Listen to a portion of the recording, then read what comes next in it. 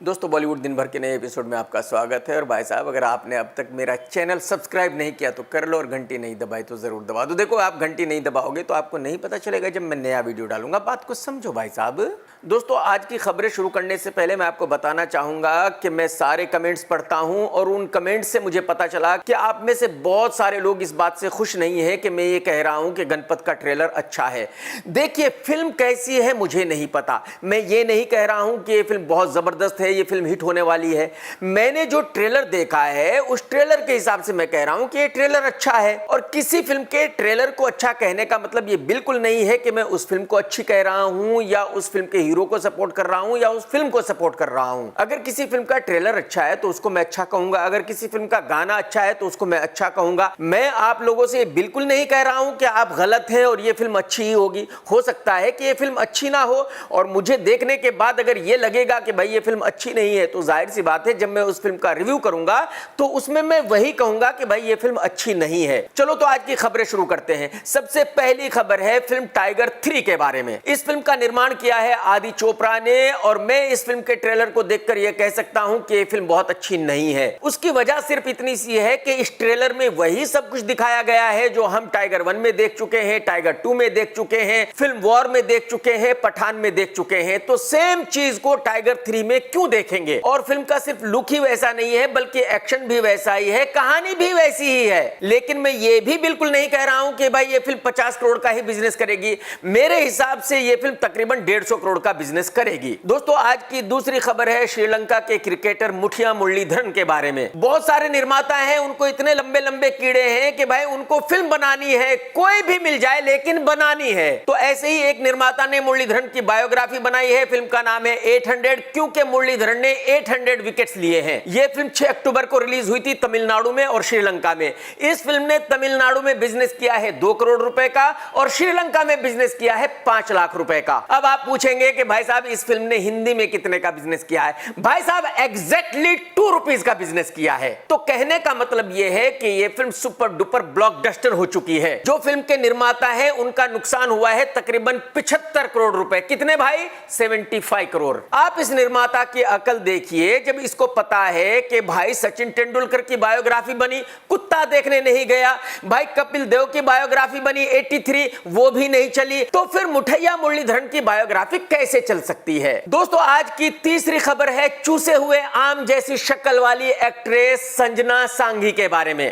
13 अक्टूबर को इस लड़की की एक फिल्म रिलीज हुई थी जिसका नाम है धक धक, और इस फिल्म का निर्माण किया है मुकेश अंबानी की कंपनी वायाकॉम ने। इस फिल्म का 3 दिन का बिजनेस हुआ है तकरीबन 1.5 करोड़ रुपए। यानी कि इस फिल्म को संजना का डैडी भी देखने नहीं गया। पड़ोसियों की तो बात ही छोड़ दीजिए, उसके ड्राइवर नाई कसाई की तो बात ही छोड़ दीजिए। और इस फिल्म का बजट था तकरीबन 50 करोड़ रुपए। तो अगर वायाकॉम ने इस लड़की की फिल्म पर 50 करोड़ रुपए लगाए हैं तो कोई ना कोई तो घपला है भाई। सीधा सीधा बिजनेस तो ये बिल्कुल नहीं है। इस चूसे हुए आम जैसी शक्ल वाली लड़की की फिल्म पर कोई भी 50 करोड़ रुपए क्यों लगाएगा? अरे भाई 5 करोड़ रुपए भी क्यों लगाएगा, ये तो बताओ। तो इस फिल्म के बनाने में इतने पैसे लगाने की 2 ही वजह हो सकती है। या तो संजना सांघी का कोई दोस्त है वायाकॉम में, और या तो किसी ने लंबा कमीशन खाया है। दोस्तों, आज की चौथी खबर है सुपरस्टार्स के डुप्लीकेट्स के बारे में। आप सभी को पता है कि हर एक एक्टर के 1-2 डुप्लीकेट्स मार्केट में है। जहां देखो वहां इनकी वीडियोस वायरल हो रही है, और लोग देख रहे हैं, मजे ले रहे हैं और हंस रहे हैं।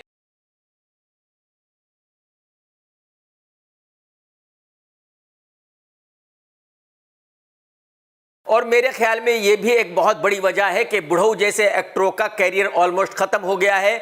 बुढ़ऊ जैसे लोगों की फिल्में किसी को देखनी नहीं है। बुढ़ऊ जैसे एक्टर को आज की तारीख में लोग देखकर हंसते हैं, और साथ में यह भी पूछते हैं कि ये बुढ़ऊ एक्टर कैसे बना, वो बताओ। इसमें एक्टर का जब कोई भी गुण नहीं है, एक्टिंग इसको नहीं आती, डायलॉग बोलना इसको नहीं आता, चलना इसको नहीं आता, बैठना इसको नहीं आता, शक्ल सूरत इसकी नहीं है, भाई ये एक्टर बना तो बना कैसे? तो मेरे ख्याल में सभी एक्टरों को अपनी पर्सनालिटी का ट्रेडमार्क करा लेना चाहिए, ताकि उनका कोई डुप्लीकेट उनकी नकल ना करे और उनकी इज्जत की धज्जियां ना उड़ाए। मैं आपको यह बता दूं कि अमिताभ बच्चन साहब, अनिल कपूर साहब ये काम कर चुके हैं। अब कोई भी डुप्लीकेट उनकी नकल नहीं कर सकता और उनकी इज्जत की वाट नहीं लगा सकता। दोस्तों, आज की 5वीं खबर है 2 फीट की हाइट वाली बेशरम एक्ट्रेस भूमि पेडनेकर के बारे में। मैंने इसको बेशरम सिर्फ इसलिए कहा है कि इसकी 90% फिल्में सेक्स के ऊपर हैं। आप सभी को पता है कि पिछले पिछले हफ्ते इसकी एक सॉफ्ट पॉर्न फिल्म रिलीज हुई थी जिसका नाम था थैंक्स फॉर कमिंग। जिस फिल्म में पहले सीन से लेकर आखिरी सीन तक ये लड़की सिर्फ और सिर्फ सेक्स कर रही है और सेक्स से सेटिस्फाइड होने की कोशिश कर रही है। और कमाल देखिए कि अब इस लड़की को पर्यावरण बचाने की जिम्मेदारी दी गई है। आप मुझे बताओ भाई साहब कि इससे बड़ा कोई और मजाक हो सकता है? मतलब भूमि पेड़ने कर अब पर्यावरण बचाएगी। अरे भाई साहब, अरे मेरे भाइयों दोस्तों, आप कर क्या रहे हो? अरे कुछ तो मर्यादा रखो यार। मतलब कोई और लड़की नहीं मिली थी आपको बॉलीवुड में पर्यावरण बचाने के लिए, सिर्फ भूमि पेड़ने कर ही मिली थी। दोस्तों आज की 6th खबर है टाइगर की फिल्म गणपत के बारे में। एक बहुत ही खराब निगेटिव न्यूज आ रही है गणपत के बारे में। कहा यह जा रहा है कि गणपत की कहानी भी वही है जो प्रभास की फिल्म काल्की की कहानी है। लेकिन एक बात अच्छी है कि गणपत बहुत जल्दी रिलीज होने वाली है और काल्की कहीं 2024 में रिलीज होगी। तो अगर दोनों की कहानी एक है तो इससे काल्की को नुकसान ज्यादा होगा, गणपत को कम। दोस्तों आज की 7th खबर है नितिन गडकरी साहब के बारे में। इनकी बायोग्राफी पर भी एक फिल्म बनाई जा रही है, लेकिन यह फिल्म हिंदी में नहीं बन रही है, सिर्फ मराठी में बन रही है। इसका मतलब यह हुआ कि जो भी प्रोड्यूसर है उसके पास बेचारे के ज्यादा पैसे नहीं है, कुछ थोड़े से पैसे हैं, तो वो छोटी सी फिल्म मराठी बनाना चाहता है। लेकिन मेरी समझ में यह बात नहीं आ रही है कि इस निर्माता को यह कैसे यकीन है कि यह फिल्म चल जाएगी, हिट हो जाएगी, जबकि बाला साहब ठाकरे की बायोग्राफी भी नहीं चली थी जिसमें नवाजुद्दीन सिद्दीकी था। पीएम मोदी जी की बायोग्राफी भी नहीं चली थी जिसमें हीरो विवेक ओबेरॉय था, और वो दोनों ही फिल्में हिंदी में बड़े स्केल पर बनाई गई थी।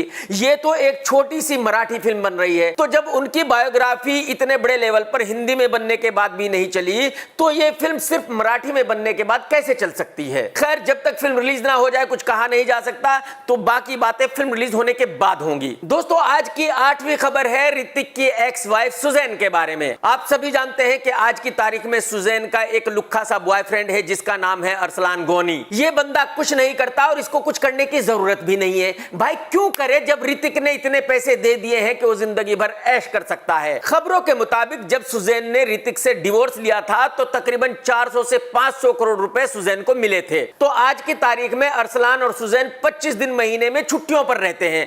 आज पेरिस जा रहे हैं, आज अमेरिका जा रहे हैं, आज लंदन जा रहे हैं, और भाई साहब बाकायदा बिजनेस क्लास में ट्रेवल करते हैं। यानी कि इन दोनों की जिंदगी कमाल चल रही है, पांचों उंगली घी में और सर कढ़ाई में है। एक कहावत है कि जब ऊपर वाला देता है तो छप्पर फाड़ कर देता है। अरसलान गोनी को बेचारे को कहां पता था कि भाई सुजैन का ऋतिक से एक दिन डिवोर्स होगा, ऋतिक से सुजैन तकरीबन 400-500 करोड़ रुपए लेगी और उन पैसों पर मैं जिंदगी भर ऐश करूंगा। यानी पैसे किसी और ने कमाए, ऐश कोई और कर रहा है। भाई साहब इसे कहते हैं छप्पर फाड़ कर देना। तो एक्चुअली खबर यह है कि कहीं अरसलान गोनी और सुजैन थे, वहां मीडिया भी था, तो जब भी मीडिया उनके फोटो लेने की कोशिश कर रहा था तभी सुजैन मुंह छुपा लेती थी। हालांकि इससे पहले कभी ऐसा नहीं हुआ। अरसलान और सुजैन फोटो खिंचवाते ही रहते हैं, उनको फोटो खिंचवाने में बिल्कुल कतई कोई प्रॉब्लम नहीं है। तो अब कहा यह जा रहा है कि एक्चुअली उस दिन सुजैन बहुत ही टुन थी, बहुत ज्यादा पीली थी, और यही वजह है कि वो फोटोग्राफर्स को फेस नहीं कर रही थी। लेकिन मेरा लोगों से यह कहना है कि भाई साहब आपको क्या प्रॉब्लम है? अगर उसने पी हुई थी, वो टुन थी, उसके पास 400-500 करोड़ रुपए है, वो ऐश कर सकती है। उसको ऋतिक ने पैसे दिए हैं, ऊपर वाले ने उसको दिलाए हैं, तो बात खत्म ना भाई। दोस्तों आज की 9th खबर है बुढ़ऊ के बारे में। आप सभी जानते हैं कि शाहरुख खान ने एक नया चलन निकाला है कि जब शाहरुख खान साहब की फिल्म रिलीज होती है तो वो कहीं अपनी फिल्म का प्रमोशन करने नहीं जाते, और शाहरुख खान को देखते हुए बाकी एक्टरों ने भी यही किया है कि जब उनकी फिल्में रिलीज हो रही हैं तो वो अपनी फिल्मों को प्रमोट करने के लिए कहीं जा नहीं रहे हैं। लेकिन बुढ़ऊ ने कहा है कि भाई साहब मैं इतना पागल नहीं हूं कि मैं शाहरुख खान की नकल करूं, मैं तो अपनी फिल्म का फुल प्रमोशन करूंगा, सब जगह जाऊंगा, सबको इंटरव्यू दूंगा, इवेंट करूंगा, सारे न्यूज चैनल्स पर जाऊंगा। कहने का मतलब यह है कि मैं अपनी फिल्म का हर जगह प्रमोशन करूंगा। और आप सभी को यह भी पता है कि बुढ़ऊ इससे पहले कह चुका है कि भाई आज की तारीख में 100-200 करोड़ रुपए का बिजनेस कुछ नहीं है। अगर एक फिल्म 1000 करोड़ रुपए का बिजनेस नहीं करती तो वो फिल्म फ्लॉप है। तो एक्चुअली बुढ़ऊ अपने ही बुने हुए जाल में फंस चुका है। बुढ़ऊ को अच्छी तरह पता है कि जो फिल्म टाइगर बुड्ढा है वो 150 करोड़ रुपए के ऊपर बिजनेस कर नहीं सकती।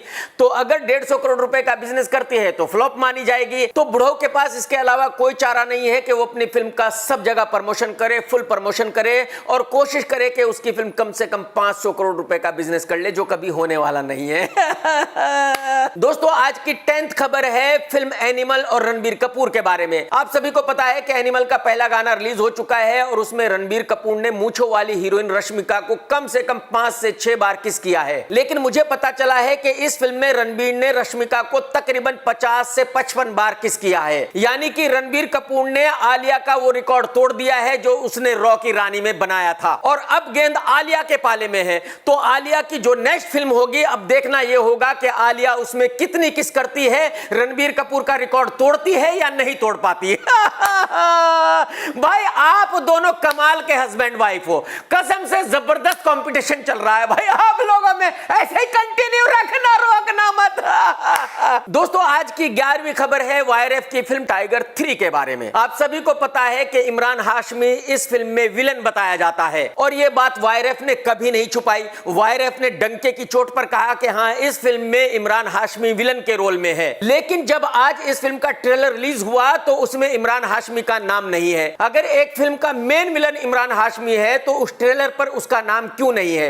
इसकी वजह यह बताई जा रही है कि इमरान हाशमी और आदित्य चोपड़ा में बहुत बड़ा झगड़ा हो गया है। इमरान हाशमी बिल्कुल खुश नहीं है कि उसके रोल को काट दिया गया है। बताया यह जा रहा है कि फिल्म के शुरू होने से पहले इमरान को बताया गया था कि आपका रोल हीरो के बराबर का रोल है, 1 to 1 रोल है, लेकिन जब इमरान ने फिल्म देखी तो इमरान को पता चला कि भाई उसका तो रोल फिल्म में गेस्ट अपीयरेंस में रह गया है। और आप यकीन करें इमरान हाशमी पिछले 2 सालों से इंतजार कर रहा था कि भाई ये फिल्म रिलीज होगी तो वो सुपरस्टार बन जाएगा, क्योंकि लोग उसके रोल को बहुत पसंद करेंगे। लेकिन जब फिल्म में उसका रोल ही नहीं है तो लोग देखेंगे क्या और पसंद क्या करेंगे? तो मैं पर्सनली ऐसा समझता हूं कि आदित्य चोपड़ा ने इमरान हाशमी के कैरियर को पूरी तरह खत्म कर दिया है, क्योंकि वैसे ही इमरान हाशमी की पिछली 20 फिल्में सुपर डुपर डिसास्टर हैं। दोस्तों आज की 12वीं खबर है संजय मिश्रा के बारे में। लास्ट फ्राइडे को संजय मिश्रा की 2 फिल्में रिलीज हुई थी, और जब मैंने अपने वीडियो में उनके बारे में कहा तो बहुत सारे लोगों ने कहा कि भाई संजय मिश्रा तो बहुत बढ़िया एक्टर है, बहुत बड़ा सुपरस्टार है, आपको संजय मिश्रा के बारे में ऐसा नहीं कहना चाहिए। लेकिन प्रॉब्लम यह है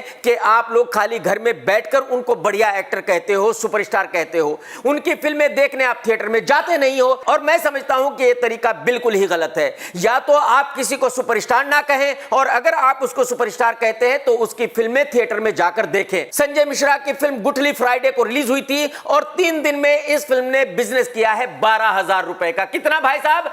12,000 रुपीज। अब आप अंदाजा लगा सकते हैं कि शायद ये जो 12,000 रुपए आए हैं ये भी संजय मिश्रा के दोस्तों ने टिकट खरीदे होंगे या निर्माता ने टिकट खरीदे होंगे। यानी आप में से कोई भी उसकी फिल्म थिएटर में देखने ही नहीं गया। तो जब आप लोगों को उसकी फिल्में देखनी नहीं है तो उस बेचारे को चने के झाड़ पर मत चढ़ाओ कि वो बहुत बड़ा सुपरस्टार है। दोस्तों आज की 13th खबर है कंगना दीदी के बारे में। कंगना दीदी की जल्दी एक फिल्म रिलीज होने वाली है जिसका नाम है तेजस, और आज उसका पहला गाना रिलीज हुआ है, और गाने के बोले सैया रे। यानी कि ये फिल्म देशभक्ति की फिल्म है, लेकिन गाना है सैया रे। मैं आपको पहले ही बता चुका हूं कि इस फिल्म का निर्माता है रॉनी स्क्रू वाला, वो हर चीज में स्क्रू कर देता है, और उसने इस फिल्म में भी स्क्रू कर दिया है। पहले तो ये गाना बहुत ही घटिया है, वाहियात है, और दूसरी बात यह कि ये गाना एक देशभक्ति की फिल्म में नहीं हो सकता, और तीसरी बात यह कि इस गाने को जिसने लिखा है उसने बहुत ही घटिया अल्फाज लिखे हैं फिल्म के हिसाब से। तो मैं गारंटी के साथ कह सकता हूं कि इस गाने की वजह से इस फिल्म को बहुत भारी नुकसान होगा। मुझे लगता है कि अब यह फिल्म पहले दिन 1 करोड़ रुपए का बिजनेस भी नहीं कर पाएगी। इस फिल्म का सुपर डुपर डिसास्टर होना तय हो गया है। दोस्तों अगर आपने अब तक मेरा चैनल सब्सक्राइब नहीं किया तो कर लो, घंटी नहीं दबाई तो जरूर दबा दो यार। आप चैनल सब्सक्राइब नहीं कर रहे हो, मजा नहीं आ रहा है। और अगर आपने वीडियो देखा है तो लाइक करना बिल्कुल मत भूलना। टेक केयर दोस्तों, tata bye bye, love you, सत्यमेव जयते।